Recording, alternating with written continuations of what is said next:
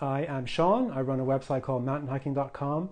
This talk, I think, is geared towards people who have done some work in terms of their Catskills journey and maybe are thinking about doing some Adirondacks but are a bit nervous about it. And so I think I've got a list of things to talk about, things to look out for, to consider both for planning and actually for while you're on the trail. So there's a couple of things we can go over. And I hope you guys find it interesting. So the first thing is the length of the hikes in the Adirondacks is just usually so much longer than in the Catskills, right? Because you often have these very long walks into the Adirondack, peaks, right? So you have, maybe you do the Dix Range or you do the Santanoni Range, and you have these long walks in, it's like 3, 4, 5, 6 mile walks in. I think Dix at the moment is, because that extra section of road is closed, I think it's a 5 or 6 mile hike into the base of the mountain before you really start doing any kind of hiking at all uphill. And so that's a thing to add in, because of course you have to do it on the way back out too. So the Dix Range, when I did it, I just did 3/5 of it because I got beat on the day. The Adirondacks beat me up every time I go up there. And so I did Macomb and South Dix and Grace Peak. And then I had to come down because I just knew I was running out of steam. I looked at Dix and there's no way I knew I could get over there. So, but that was, even though I only did 3/5 of it, that was still a 16-mile day. That's a very, very long day. And there's nothing really comparable in the Catskills a lot like that. We have a few long loops you can do. If you do Slide Mountain and Panther and Wittenberg and Cornell as a big loop, I think that's 14 or 15 miles. And many people tackle that as an overnight because it's pretty rugged. So the length of a thing, not just the overall length of the hiking, but the walk-in is so much longer in the Adirondacks. Like Hockett, for example, in the Catskills, you just park your car right there and you're up and down that mountain like 2 or 3 hours. It's so short, and it's a 3,500 peak, but you just start climbing immediately. Hi, everyone. You just start climbing immediately, and it's steep, but it's super short, and you get it done.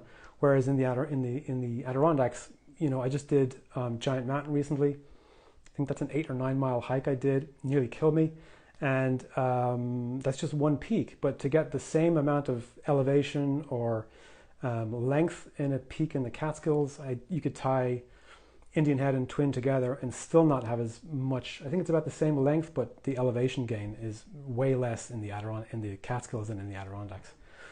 Which is number 2, which is the elevation gain in the Catskills is always way lower. Not just because the peaks are lower, and the peaks are lower. The peaks tend to be 3,500 feet to 4,000 feet, around about there, and the Adirondacks are all above 4,000 feet. So you have that extra elevation gain right there. But in the Adirondacks, you also start much lower than you start in the Catskills. When we do our Catskills hikes, we typically park our cars at like halfway up the mountain, which is great. And, you start at like 1,500 feet, 2,000 feet sometimes, and then you're going up to, 3,500 feet. So you park your car at Indian Head and do Indian Head, but like the total gain for that is only 1,500, 1,600 feet gain. Whereas, again, I did Giant, and I think just to do one mountain, the gain was sort of 3,500 feet. That's just to do one mountain. So there's just that level of like an order of magnitude more to do in the Adirondacks when you tackle those peaks. So the elevation gain is a thing to think about. And then the third thing is the terrain. The terrain in the Catskills is pretty mild in comparison. We definitely have some rugged sections, like the Devil's Path, obviously, but there's other sections too. There's, Cornell is beautiful. If you hike Cornell from the side of the Slide Mountain side, it's so beautiful down in that col down there. And then you got to climb up, and it's just ridiculously beautiful to climb Cornell from that side. And of course, you have Cornell Crack and things like that. But in the Catskills, those sections tend to be very, very short. So there's some elevation gain. It can be a bit steep. It can be a bit rugged, but it's not extended. So actually, that's the thing I could go back to for point number 2. In the elevation gain part of it is that when you do a mountain like the Dix Range, or in particular the Santanoni Range in the Adirondacks, the elevation, these are long stretches of really intense, very steep, very rugged climbing. It's very doable. Like, you just take your time and you take breaks as you need. And thank you for the love, whoever's saying that. That's awesome. But you take your time. I did it with my hiking bestie last year, and it nearly killed both of us. And she's like a very strong hiker, but we both were nearly just dead by the end of the Santanoni Range. And I wanted to do all three mountains in that range, and I couldn't do one. I barely did one. I got to Panther, which is the easiest one, and it just completely wore me down. It was so tough. You go up that Santanoni Ridge. We didn't do the Santanoni Express. We did the other trail, and it was just so steep and so long. I think it's 2 miles of vertical, not vertical, but it's very close to vertical in terms of what we're expecting. And boy, that just wore me down. So the elevation gain, to go back to that, is also just extended. You have these long 1 mile, 2 mile sections. You know, you have steep things in the Catskills, which are very steep and wear you down, but they're typically less than a mile long, or about a mile long at the longest. In the Adirondacks, it's like 2 miles, not infrequently. So then the terrain, of course, just to go back to number 3 again, the terrain is so much more rugged. There's so much more climbing over things and blow down and, you know, just rocky things. Sometimes you're not sure whether you're on the herd path or not. You know, it's not so well marked. No, that's another thing I could add in. It's not so well marked in the Adirondacks. The Catskills, actually, the marking is very good. The blazing tends to be very good in the Catskills, and in the Adirondacks, not so much. So I did Giant, I did Cascade, I did Porter. You know, there's long sections where you don't see a blaze. You just have to kind of know where you're going. Number 4 is the amount of driving involved. And this is like a really important thing for your planning, because you just have so much more driving to do. I live in Kingston, which is right next to the Catskills. It's about half an hour from the Devil's Path. Very lucky. It's great. So driving doesn't really factor into it for me. Even if I want to go to the Western Catskills, it's an hour tops, an hour and a quarter, the very most. Some of those really obscure places out on the very far west Catskills, it's just not a big deal. I just go out there and come back. But for me to go to the Adirondacks, particularly as a day hike, and this is where it comes in, is, you know, sometimes it's 2 hours, but more often it's 3 hours of driving to get to the trailhead.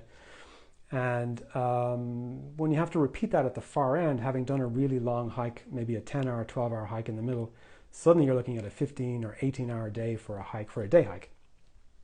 So the amount of driving, I know there's people who come up from, you know, New Jersey and Pennsylvania even to hike in the Adirondacks, and they do it as a day trip, which is amazing to me, but they do it and they just get chug on the coffee or whatever and they just do it. But for me, when I did the Santanoni Range last summer, I kind of felt, you know, that's just a little bit too much to do it in the one day. It was like getting up at 3 to hit the road by 4, to get to the trailhead by 7, and then it was like, I think, a 10-hour hike, and then reversing that to get home. So that was a long, long day, and it's something you have to account for, because, you know, the drive home, frankly, the last hour of the drive home was a bit sketchy. So, you know, you do get very tired. Hi, wow, so many people coming. That's so great. So length, elevation gain, terrain, driving. Oh, the other thing is the 5th thing is how much slower it is. I forgot to make notes on this. I'm going to wing this bit. But I did this post recently that was very popular on the website. The link is probably still in the bio. About how much slower it is in the Adirondacks. And everybody feels like it's at least 50% slower in the Adirondacks, or at least 50% harder in the Adirondacks than it is in the Catskills. And sometimes it feels 100% harder. Some of those trails are so tough. And but when I broke down the numbers, I looked at my average pace for sort of comparable hikes in the Catskills and in the Adirondacks. And I looked at the numbers, and the numbers don't lie. So the numbers were like, it's only 23% harder. So the science part of it was very difficult to swallow, because also weather plays a huge part too. Not sure if you are. No, that's good though. Yeah, the weather up there is a little different than down here. And the extra elevation also affects the weather, because it's just the weather up there can change so quickly In the Catskills, you have to be aware in the mountains that the weather can change very quickly, but it doesn't tend to happen too often in the Catskills. In the Adirondacks, it happens regularly up there. It's just that extra 500 feet, 600 feet, 1,500 feet in some cases. In case of when the Whiteface or Marcy is the highest one.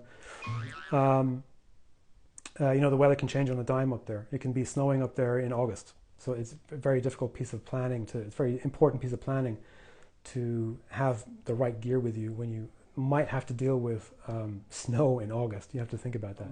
So the slower pace, right? So I discovered through my data analysis that it was 23% slower in the Adirondacks, which off the top of my head, I can't remember the number I came up with for. I think an Adirondack mile was something like 1.2 Catskills miles, and a Catskills mile was like 0.8 Adirondack miles. But it's a thing you can actually factor into your planning for a hike. Is something you should know anyway, is what is your pace.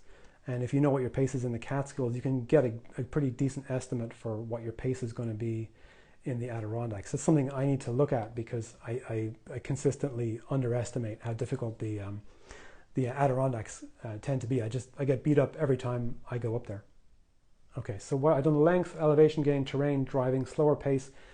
The sixth thing is how much extra water and food you might need on those hikes, because of all the foregoing, you're going to consume an awful lot more water in the Adirondacks than you are in the Catskills. You're going to need it, and you're going to need electrolyte replacement as well. I did a giant recently. I had my 2.5 liter reservoir with me, and I had my big bottle of Gatorade, which I freeze, which is a great thing to do. If you freeze a bottle of Gatorade or even a bottle of water, then halfway through the hike, you got this delicious cold drink full of electrolytes to get you through the second half of the hike, which is when you really need it.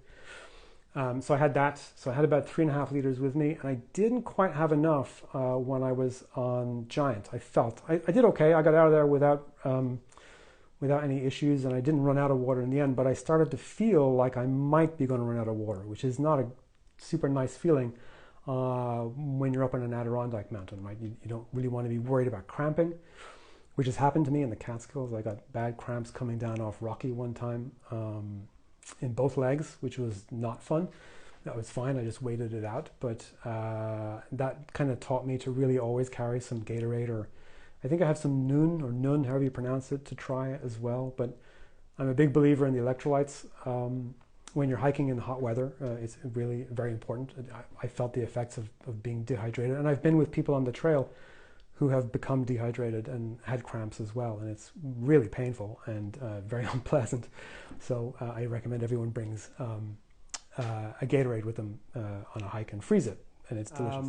So the more water and the more food you need in the Adirondacks is a big part of it too. People have nice tips for when you get dehydrated. Some people bring bags of chips.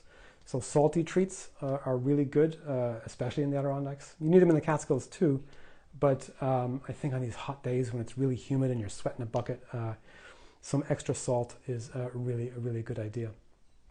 So the length, elevation gain, which is longer, steeper. They start lower in the Adirondacks and they go higher in the Adirondacks, and there's more sustained elevation over a mile or two. Some of these very steep mountain ridges you have to get up or just really wear you down. The terrain is obviously much more rugged. I forgot to mention Cuxaquaga, right? We have the swamp in Cuxaquaga to deal with. We don't have anything really like that in the Catskills. So there's very, very difficult river crossings in the Adirondacks too. You have when it rains. You have to be very careful. You've got to research which streams overflow very quickly. We have a few of those in the Catskills, like over by Fir Mountain. There's that river over there that tends to really get swollen and you can't cross it. There's loads of those in the Adirondacks. You have to do your research before you go on a hike and make sure that if it's been raining, you can actually cross. On the Fisherman's Path in the Catskills too, after it's been raining, you just want to not be there for a day or two. What's the availability of water to filter? It really depends. In the Catskills, Devil's Path, forget about it. Basically, there's very little water there, unless it's just been raining. There's a spring on Plateau, on the east side of Plateau, and that runs pretty well. But you can't rely on it because it's the Devil's Path, and so many people just stage a bucket of water, a canister of water in Stony Clove Notch, and they pick it up there halfway through the hike. And in the Adirondacks, it really depends. You just have to do the research on each particular trail and go, okay, is there a spring or is there a drainage there? Has it been raining? You know, it's when I'm going to the Adirondacks, I just try to carry everything in. And and the thing about the driving part, just to bouncing around a little bit, I know, but go back to number 4, the driving. One way to tackle the Adirondacks is on those very long days like the Seawards, the Santanonis, and the Dix Range, those kinds of places where you're hiking a bunch. Maybe hike in to the base of the mountain overnight and then camp. And so turn it into an overnight and camp out. That's what I'm going to do for the Santanonis the next time, I think, and definitely for the Seawards, where I'm just going to hike in and camp out for the night and then get up early the next day and tackle the mountains. So that's going to shave 5, 6, 7, 8 miles off the total hike for in a particular day, which I think will help my legs quite a bit. So I think that covers, somebody had a great one today, which was to add a 7th point onto it, was mud. In the Adirondacks, we have so much mud in the Adirondacks, and we have a couple of patches in the Catskills that are like that, like Catskill High Peak, very muddy. But in the Adirondacks, you just get out of your car and sometimes you're just in mud right away. It's that really thick black mud they have up there. So that's a thing to consider too. Definitely want your gaiters to tackle the Adirondacks. They're really, they're great anyway, but for the Adirondacks, I think they're extra great up there. They just keep the dirt out of your shoes. Oh, and then the other thing is, if you're doing the Catskills and you're thinking of doing the Adirondacks, and I've put you off because it's so hard to do these Adirondacks. I know there's people who bang out these mountains and, you know, it seems to be like no problem. When I was on the Santanoni range, people were flying past me up that place, and I was like dragging my ass up the mountain. So I know people can bang these things out, but for me, they're difficult to do. And but you know, a discovery I made recently was that there's of course all these other kinds of lists, right? Instead of the high peaks list, there's like the Lake Placid 9 list, which has got great mountains in it.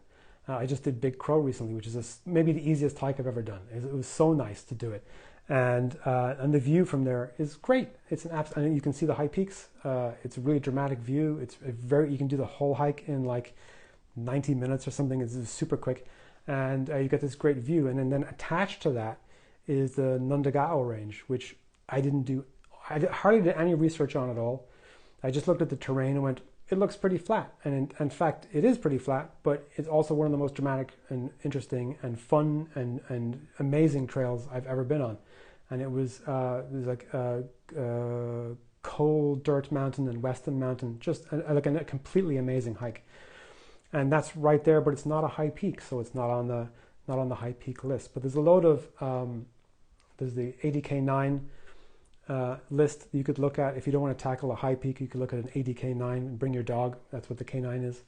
There's a Saranac 6, which is the Saranac Lake 6, which again are not particularly tough mountains. There's the 6-pack, which is a brewery inflected hiking list. Where at the bottom of every mountain there's a local brewery, which is a great way to end a hike. There's the George Lake 12, and of course there's the Fire Towers. So there's loads of lists to look at and to tackle in the Adirondacks besides the high peak list. And even though they're not high peaks, they're almost all of them spectacular hikes. Like they're really good hikes. So that's a way you could tackle the Adirondacks without having to go, oh, I need to go climb the Santanoni range or the Dix range. There's like so many great views in the Adirondacks that it's worth getting up there to try and explore that area, even if you're not ready for the big guns up there. Those are my 6 or 7 different points: length, elevation gain, terrain, the amount of driving involved, the slower pace that you're going to have in the Adirondacks, how much more water and food you're going to need in the Adirondacks per hike. There's the more mud, and the weather that somebody pointed out, which is a great one because the weather can change so rapidly in the Adirondacks. It's something really to consider. So I'm going to add that to the list as well. So that's what I got on Catskills versus Adirondacks. I am now going to go, but thank you very much for tuning in. See you next time. Bye-bye.